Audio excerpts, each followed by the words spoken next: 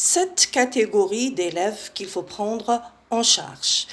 Le premier genre, il s'agit des élèves timides. Un élève timide, c'est un élève qui a peur de l'erreur. Une fois il commet une erreur, il pense qu'il sera sanctionné. De cette façon, il sera toujours timide et il ne prend pas la parole, il ne participe pas en classe. Le deuxième genre, il s'agit d'un élève réticent.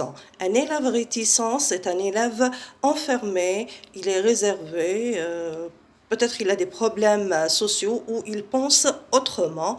Donc, il faut parler avec ce genre d'élève. La troisième catégorie, il s'agit d'un élève bavard. Un élève bavard ou bien un élève verbeux, il s'agit d'un élève qui parle dans le vide. C'est-à-dire, on se sent qu'il s'agit d'un élève, il a un raisonnement dispatché, c'est-à-dire qu'il a un problème de concentration, il n'est pas branché avec ni la professeure ni ses camarades.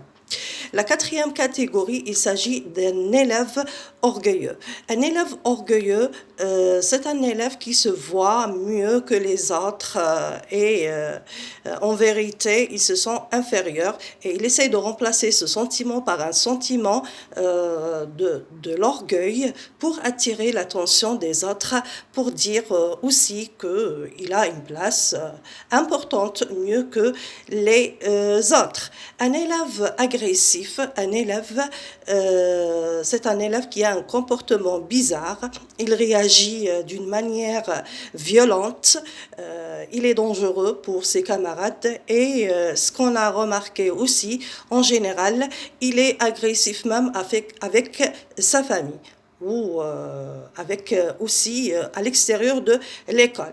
La septième catégorie, il s'agit de l'élève turbulent. C'est un élève qui provoque ses camarades à faire des bêtises.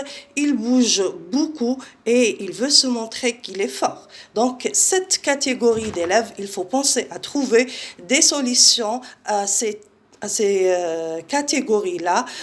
Pourquoi? Parce qu'on dit général, le problème qui n'a pas une solution, c'est un problème mal posé. Il faut parler, il faut penser à ces élèves-là, car ces dernières années, ils sont devenus nombreux dans la classe d'apprentissage.